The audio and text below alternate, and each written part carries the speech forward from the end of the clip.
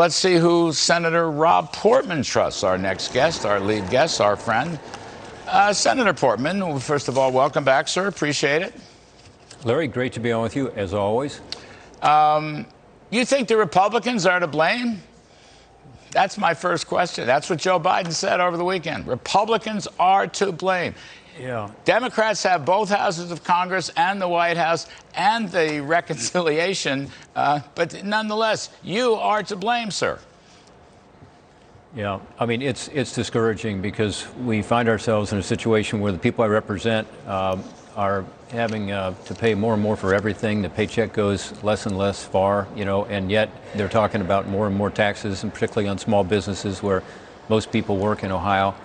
And no, it's not Republicans who are to blame. It's policy choices. They made some very specific policy choices during the campaign. They said they were going to discourage fossil fuel production. They have, and look what results. When you cut supply of fossil fuels and you have demand coming out of COVID, you're going to have high prices, and that's what's happened. So you got $4.85 per gallon average right now, and that was a policy decision.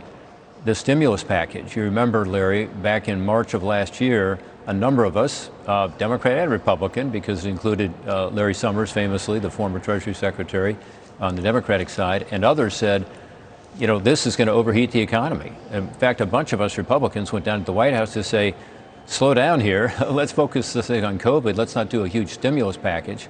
That's not what the economy needs right now. The Congressional Budget Office was already telling us, as were other nonpartisan groups, hey, this economy is picking up quite nicely. But that big increase in spending caused a lot more demand and is the reason for the inflationary problems that we see today, in combination with less supply, which was happening partly because of COVID, but largely, again, on the energy side, because of a policy decision to say we're going to have less supply and more demand. So, yeah, Larry, it's easy to blame other people, I suppose, but you got to look in the mirror sometimes, and it's these policy changes that have made the difference. Well, that's the thing. I mean, you and I are both raising these past mistakes. We've raised them before, but I think it's worth repeating only because the president has the goal to blame others, all right? Republicans, oil CEOs, independent gas owners, gasoline station owners, COVID, Putin, and all the rest of it. He just keeps doing this. Senator Portman, you have been in politics, and I will add successfully, for a long time.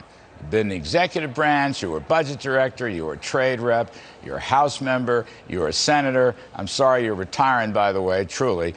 But have you ever seen anything quite like this? And let me just add, Bill Clinton had a little bit of this 25 years ago, but he looked around at the landscape and a congressional election whipping, and he changed. He reset. This fella doesn't want to change and doesn't want to reset, and is really, in some sense, doubling down on spending and taxing and radical climate change. You ever see anything like it? Yeah. Well, no, particularly given the campaign. Remember, during the campaign, he ran as the person who wanted to work with Republicans to get things done. He ran against Bernie Sanders, who was his primary opponent, and said, look, you're on the far left. I'm more a guy that kind of has learned how to work over the years with the other side. I want to be the conciliator. I want to heal the country. And then you look at the policies, and unfortunately the policies have led us down a path that, as you say, is really radical compared to what he campaigned on, and certainly in terms of its impact on inflation, the economy, energy prices particularly, there's a direct link there. So yeah, no, this is really discouraging. And what's terrible about it to me is that there was an opportunity there to work together and to try to come up with something that made sense to deal with COVID, and then get back to the pro-growth policies that, remember, before COVID hit, we had incredible economic growth. We had wage gains over the previous 19 months of 3% per more every single month. People I represent were feeling good. Why? Because their paycheck was going up way higher than inflation, and they had the opportunity to get ahead in life. So that's what we've got to get back to. And that comes from pro-growth policies. They don't need to be partisan policies, just policies that make sense for the American economy. And that's not what's happened. How about raising taxes on small business pass-throughs? What you make of that? That's the one that scares me the most, because that's where most people work in America. That's where most of the people who are middle and lower income work. And those are the folks that are going to be hit really hard. Pass-throughs, for those who don't follow this stuff, 90-some% of American businesses are pass-throughs. They don't pay taxes as corporations, they pay taxes as individuals. The owners pay the taxes. And if you go after those people, what are they going to do? Well, all the studies say the same thing, including, by the way, a Joint Committee on Taxation study that was released just today that analyzes the impact of the tax increases in the so-called Build Back Better legislation. And it says about $31 billion of it comes out of the pockets of people who are low income, middle income. Why? Because it hurts the workers and it hurts the consumers. So don't go after small business. I mean, this is a huge mistake. It's something that's going to help to fund more spending, which is going to cause more demand, which is going to cause more inflation. But it's also going to hurt the very people whose wages right now are not keeping up with inflation.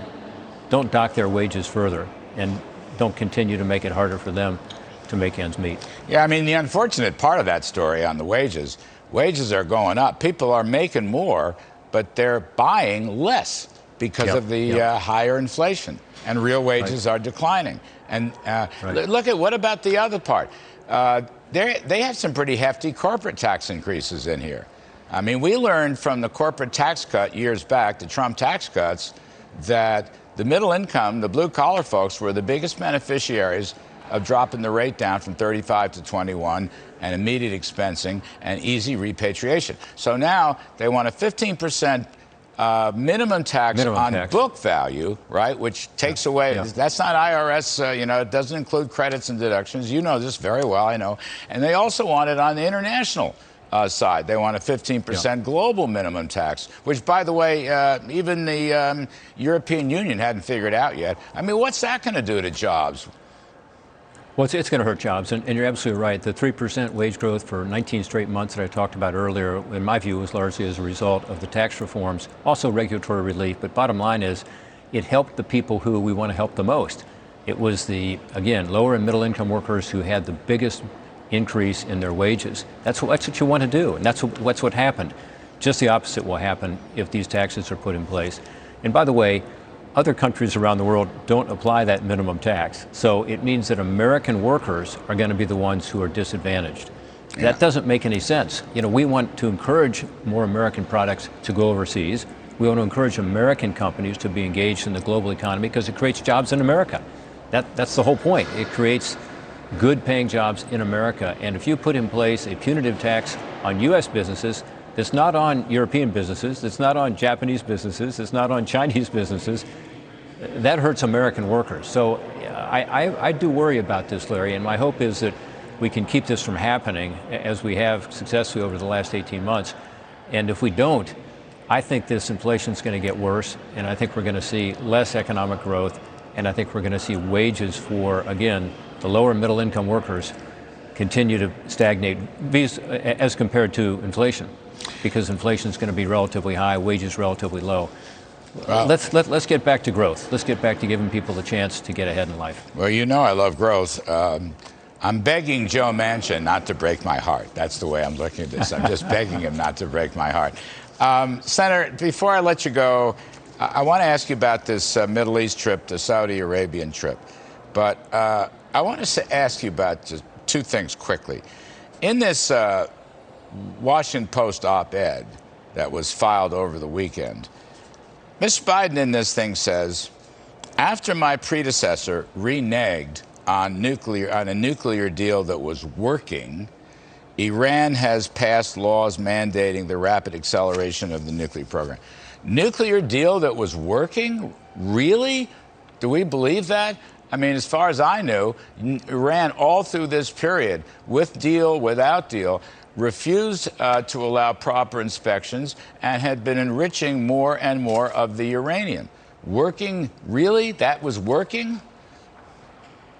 Yeah, no, it didn't work. And it didn't work in part because, frankly, other countries in the world were not helping to be able to put in place a multilateral sanctions on Iran. In fact, you had some countries who were dealing with Iran. So Iran wasn't feeling the pressure. And no, the legislation that was passed here in Congress, which said that we should not move forward with this deal, we didn't get enough votes. We didn't get 60 votes, but we got a majority, was because we did not feel as though the agreement was going to be effective at doing what the administration at that time was saying. And that was back during the Obama years. And unfortunately, we were correct. And you have to only ask the other countries in the region, including the Arab countries in the Gulf region, including Israel, what they thought of it. And, it's unfortunately, that agreement had to be renegotiated because it was not working. So that's what the administration ought to be doing now rather than going back to the old agreement. So we'll see. But, what's interesting about this trip, Larry, to me, is that he's going over there to ask them to produce more oil so that we have, more fossil fuel oil and gas being developed in those countries, which, by the way, is not done in the same kind of environmental standards that we have. So it's not as clean as ours. And yet here at home, somehow we can't produce, and therefore more dependent on these other countries, whether it's Saudi Arabia or Venezuela or other countries that you don't want to be dependent on, like Iran. So I think there's going to be a certain disconnect there when at home we're saying we're going to discourage fossil fuel development, and there we're saying we would like you to produce more to be able to send to us by ship in terms of liquefied natural gas or oil, which makes no sense. A lot more CO2 emissions will be occurring as a result. But, Senator, it's your fault. It's the Republicans' fault. All of it. Yeah. We're in the minority. We're trying, but we don't have the majority in the Senate or the House right now. I think that'll change in another several months here. But for now, we have to try to put the guardrails on to try to keep things from getting worse. And reconciliation, you recall, Larry, is one of these things where we have no say. In other words, the Democrats can do it on their own under the budget rules. And my sense is that they're going to move ahead aggressively with whatever they can get done. My hope is that, we can keep that from happening. Because, again, we've been successful in the last almost 18 months since the last time they did this. And my hope is that they'll see again that this does not make sense for the American people. And let's give this economy a chance to get back on its feet by keeping demand under control, increasing supply. That's the key, getting supply up. Yes. Let's not just rely on the Fed, dampening demand by higher and higher interest rates. That hurts everybody. Let's have a soft landing here, but we can't do it with these policies that they're talking about putting in place. Well, sir, the cavalry's coming. I just don't know if it'll get here soon enough. Anyway, Senator Rob Thanks, Portman, Larry. appreciate it very much, sir. Appreciate it very much. Good to see you. Coming